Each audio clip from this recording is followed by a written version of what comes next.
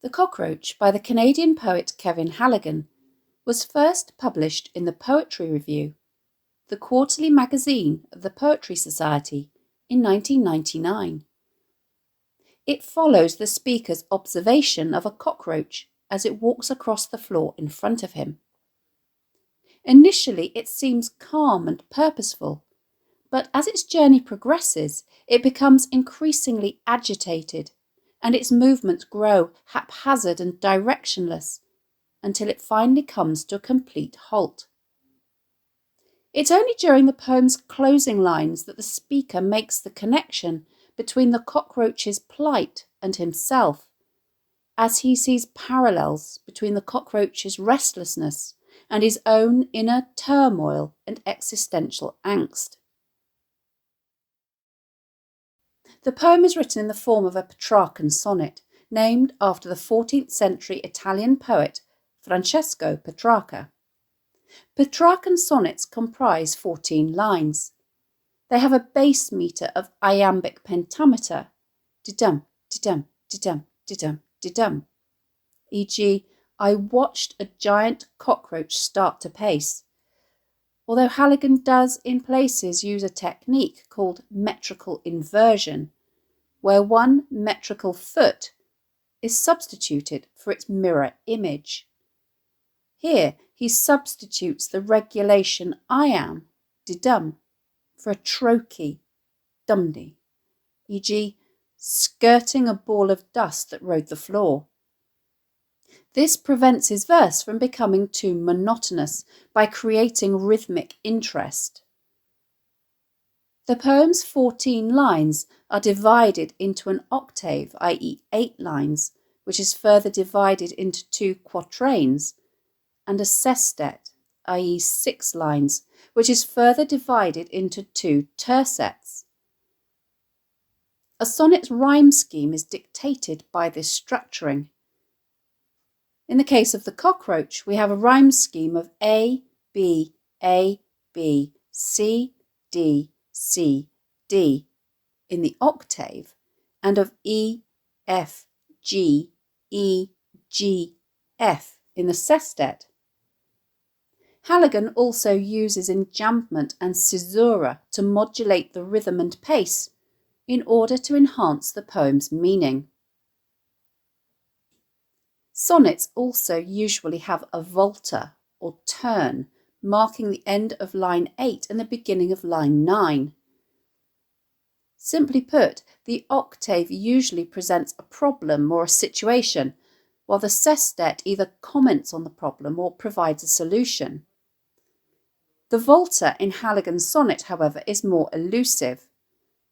I would argue that it actually marks the transition between lines 11 and 12, as Halligan moves away from a direct observation of the movements of the cockroach and comments instead on their significance, transitioning from a mere description of the insect's behaviour to a profound introspection on his own identity and existential condition. This shift invites the reader to reflect on the deeper implications of the cockroach's plight and its resonance with the speaker's feelings of confusion and aimlessness, creating a powerful connection between the two. The cockroach can be described as both an extended metaphor and a conceit. An extended metaphor is a comparison that is developed over several lines or throughout an entire poem. In this case, the cockroach serves as a metaphor for the speaker's existential struggles, restlessness, and inner turmoil.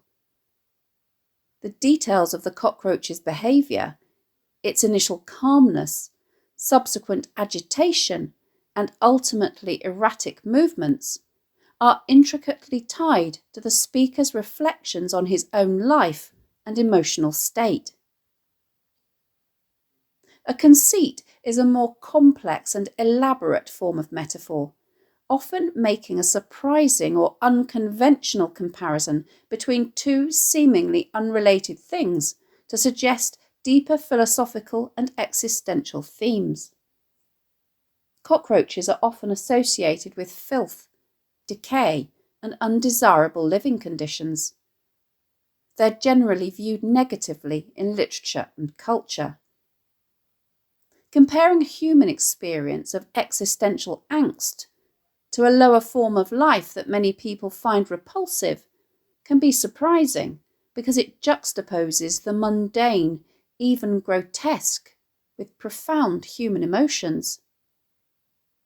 Not only this, but with its juxtaposition of the trivial and the profound, the dark humour in the absurdity of this comparison can evoke both laughter and sympathy, making it a surprising and engaging element in the poem.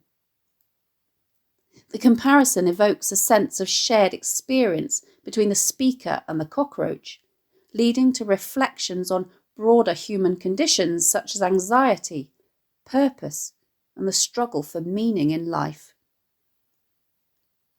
Moreover, Halligan anthropomorphizes the cockroach by attributing human-like qualities to it, particularly in its emotional states and struggles. This technique enhances the connection between the speaker and the insect, allowing readers to empathise with the cockroach's plight as if it were a fellow sentient being. By portraying the cockroach in this way, Halligan invites readers to explore deeper themes of identity and existential angst, as the cockroach's experience becomes a mirror reflecting the speaker's own feelings of aimlessness and anxiety. The anthropomorphism adds an unexpected layer to the metaphor, as it compels the reader to relate to both the human and non-human elements of the poem in a meaningful way. There are a number of verbs such as pace, skirting, trace, turned, jog, circling, flipping, and climbed that form a semantic field of movement. These words capture the cockroach's physical actions and effectively convey not only the insect's growing restlessness and agitation, but also the parallels that the speaker sees between the cockroach's movements and his own journey through life. The title, The Cockroach, refers to a type of scavenging insect that resembles a beetle. Due to their capacity to carry disease, cause allergic reactions, and leave an offensive odour, they are generally considered pests. Because they are resilient and fast breeding, it means that they are difficult to exterminate. Symbolically, the cockroach's resilience and persistence can be seen as a reflection of the speaker's own struggles with existential restlessness, an ongoing challenge that is hard to escape or resolve. Additionally, the cockroach's association with filth and decay juxtaposes its mundane, undesirable nature with the speaker's profound inner turmoil, highlighting the tension between the ordinary and the existential. Even though the speaker does not make the parallel between the cockroach and himself explicit until the final lines of the poem, I'm going to analyse it as though we are reading it for the second time, allowing us to recognise the underlying connections between their experiences from the outset, and deepening our understanding of the themes of restlessness and existential angst that permeate the poem.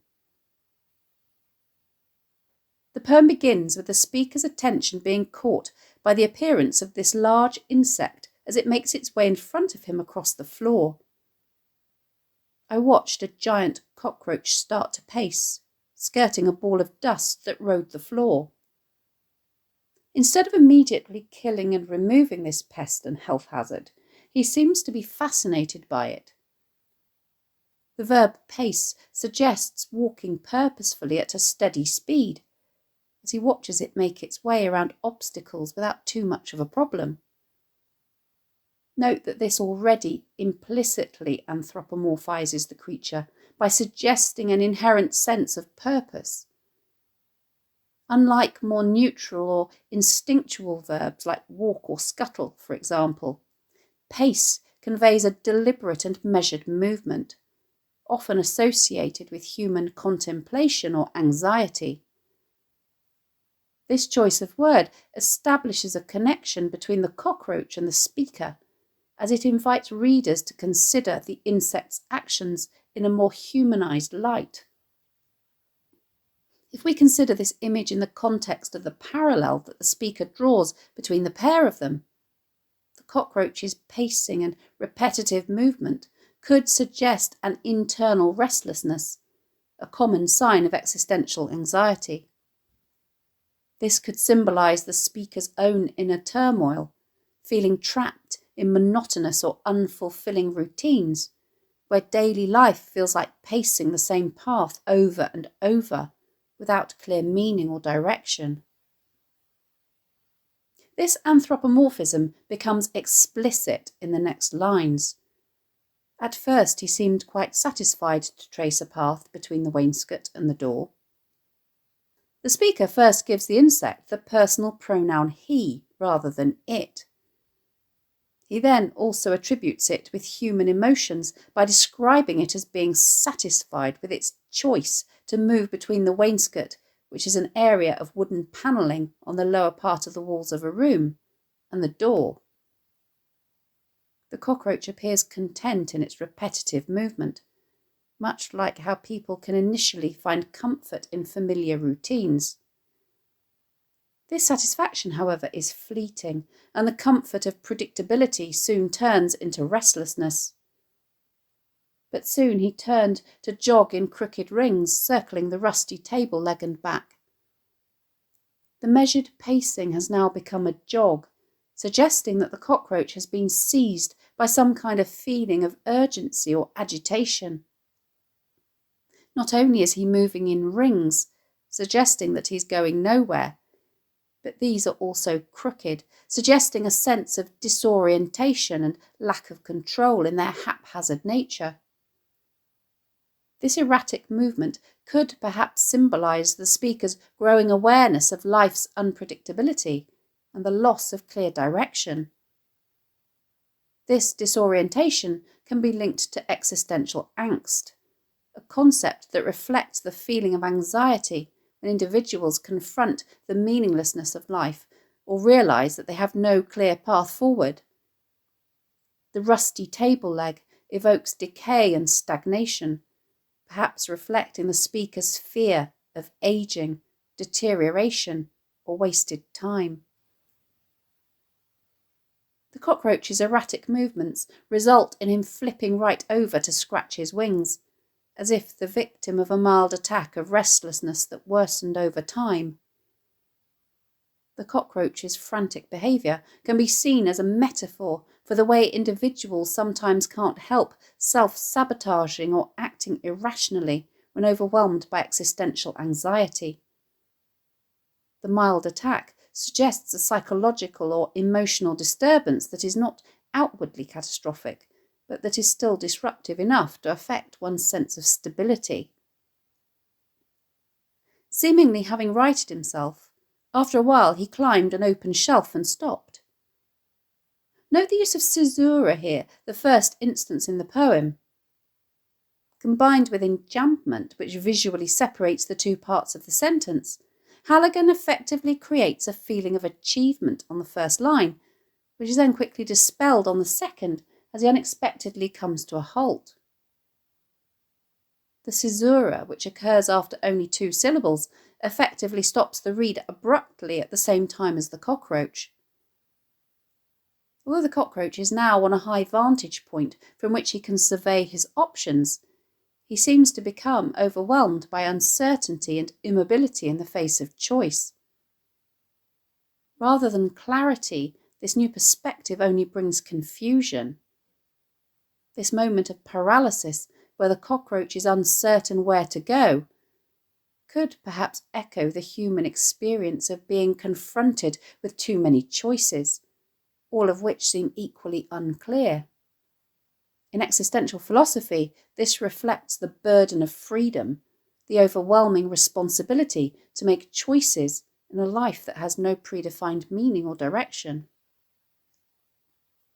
As we go into the final tercet, Halligan introduces the poem's volta with a question as he begins to examine the deeper significance of the cockroach's behaviour shifting from a simple observation of its movements to a more introspective reflection on fate, guilt, and the speaker's own existential concerns. Was this due payment for some vicious crime a former life had led to? The speaker's speculation about a vicious crime introduces the idea of existential guilt. This could refer to the weight of past decisions that now seem questionable or regrettable. In existential terms, people often feel guilt or responsibility for the way they have lived their lives up to a certain point, especially when they start questioning the value or consequences of their choices. In this context, the phrase "a former life" would be meant metaphorically, i.e., it could represent the speaker's past self or past actions that now seem distant or detached from his current state of mind, but whose consequences still linger. Halligan could also mean this literally, as an allusion to the concept of reincarnation and karma, i.e. the idea that one's actions in a past life might determine their fate in the next, potentially coming back in a degraded or lower life form like a cockroach as punishment for misdeeds. In some cultures and belief systems, being reborn as an insect or vermin like a cockroach is considered one of the lowest possible forms of reincarnation, symbolising a soul's fall from grace. Cockroaches are often associated with filth, decay, and survival in undesirable conditions, which could be seen as a metaphor for someone who has failed morally or spiritually in a previous life and is now condemned to exist in this form. The poem's most direct acknowledgement of the cockroach as a metaphor for the speaker's own struggles occurs in the last line and a half as he ponders the question he has just posed himself. I don't know, except that I thought I recognised myself. Note that this means the question is not rhetorical. It's a question that he genuinely doesn't know the answer to. When a speaker poses a question that they then immediately answer, even if that answer is, I don't know, this is known as hypophora. Seeing himself in the insect reflects a moment of awareness where the speaker identifies with the cockroach's aimlessness and erratic behaviour. This could symbolise the human tendency to confront one's own fears of meaninglessness, recognising that life can sometimes feel like a series of futile, repetitive actions. The final lines of the poem act as a pivotal moment to enrich the reader's understanding of the speaker's journey. By drawing parallels between himself and the cockroach, Halligan effectively explores the complexities and absurdities of existence, identity, and the human condition.